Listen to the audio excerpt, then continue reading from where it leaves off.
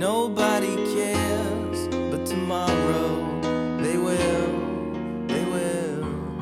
Today, nobody cares, but oh, tomorrow they will. They said my future was dark.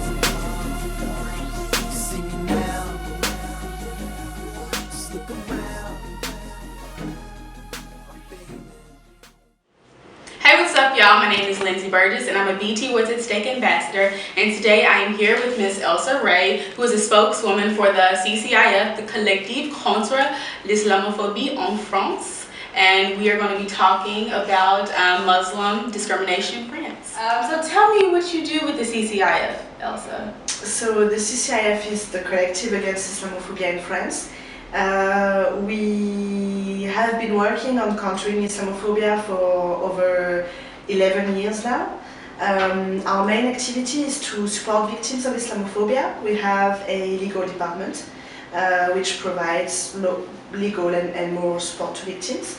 The idea is to make sure that the victims' rights are enforced, and of course we also work on advocacy, among local, national, and international institutions to generate awareness on Islamophobia and make sure that the government's response is positive. So my first question, because I know a lot of people at home back in the U.S., Charlie Hebdo was a big thing. Mm-hmm. You know, it shocked a lot of people in France and the United States. So how has the discontentment, or what have been the sentiments post the Charlie Hebdo situation against Muslims in France?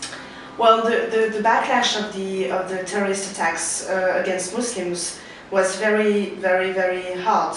But this backlash was because of the context in which we evaluated at that time, before actually the terrorist attacks, and the context of a very strong Islamophobia in the French society, kind of like a structural problem within the French society, which explains why we had this huge backlash on Muslims. At the CCIF, we have recorded a rise of 70% of Islamophobia, of Islamophobic incidents, a month after the terrorist attacks.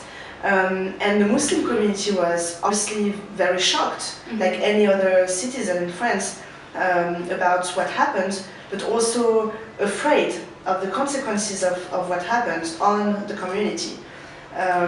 So it was really tense, but also, a time of questioning ourselves and try to find new ways of community organizing and ground action. Mm-hmm.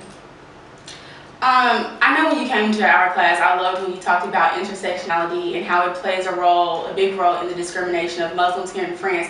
Can you just kind of like elaborate more and like tell our audience how intersectionality plays a part in like the level of discrimination against Muslims in France? Well, the thing is, the specificity of Islamophobia is first that an average of 80% of the victims are women. Mm-hmm. Which means that when a Muslim woman is discriminated or violented because she's a Muslim, it's not only because she's a Muslim, but also because she's a woman. Mm-hmm. And of course, there are other barriers within Islamophobia, such as race, cultural background, mm-hmm. And other stuff as well, sociological background, etc. And so we think it's very important to not only focus on the religion, but also on other type of barriers to make sure that we can do cross-community work. Because obviously, sometimes the fight against Islamophobia in France is very, focused on Arabic and Maghrebian people. Mm-hmm. But we know that black people also experience a lot of Islamophobia, and also Roma people, and other population and other communities. So what we want to do is to try to do more cross-community work, and also try to find common interests between different communities and also different organizations working on other subjects, such as stop and search, police abuse, and also lack of freedom on the internet, surveillance and topics like that. So definitely there is a lot of, Islamophobia is a very it's a matter, it's a society matter as a whole, and not only on Muslim. Yes. So definitely there is a lot of things to do in terms of cross-community work. I love that you do cross-community work. That's something that we're really trying to implement in the United States, because that's kind of a hard concept for people to grasp, like intersectionality, and I love that you're doing that. One question I do have as well is, in France, the representation of people of color and people of different cultural and even religious backgrounds is not really, in my opinion, visualized, whether it's in magazines, movies, so media or whatever. So what do you think? Is your organization working on trying to have those type of representations in the media? Because I know in the United States, especially with African Americans and other peoples of color, having those images on television to represent us is really, really important. Right. It's true that it's really white in France in terms of representation.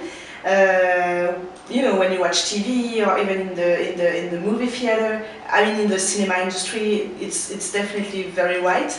And we do have a lot of organizations, especially black organizations in France, which work on more representation of colored people and other cultural backgrounds in the French society.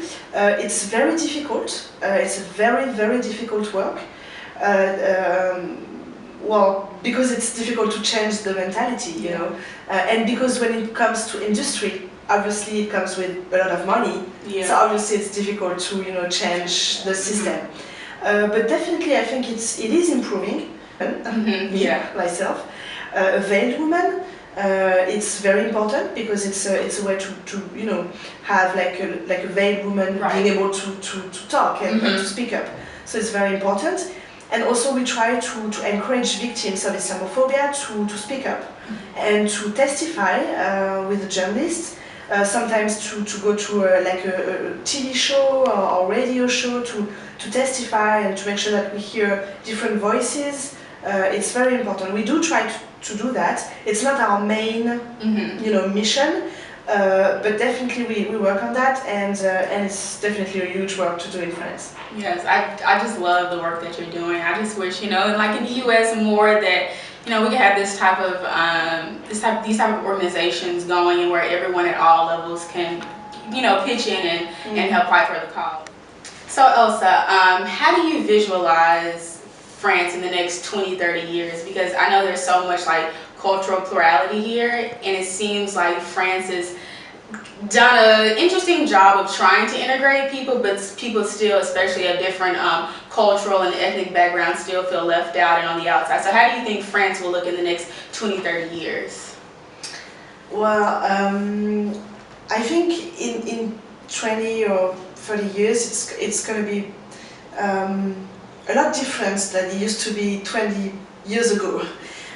Because it's true that colonialism is a very recent history in France, and back in 15 years ago we talked a lot about immigration,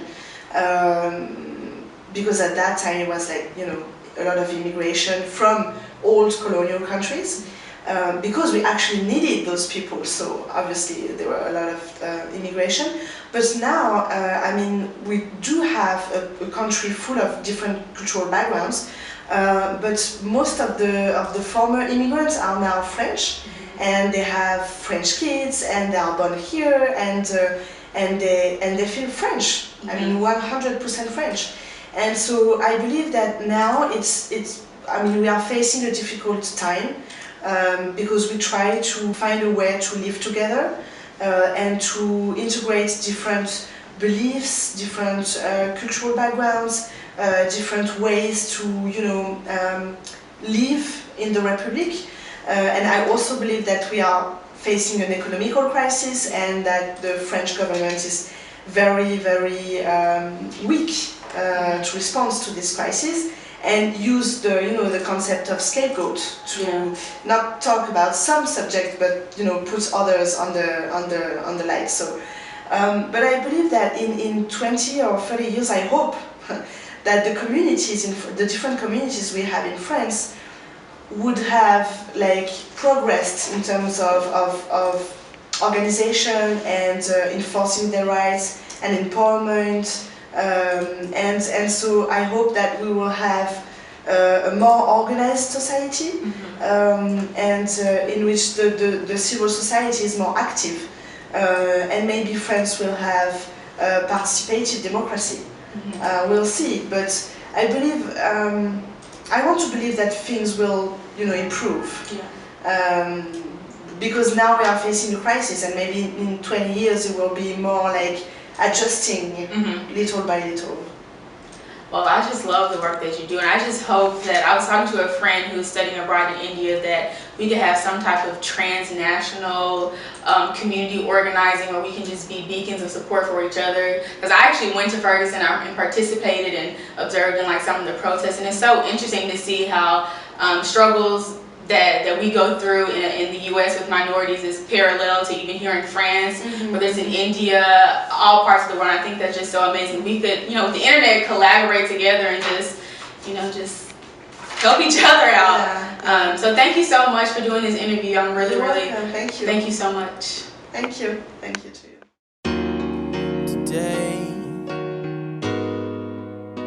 nobody cares, but tomorrow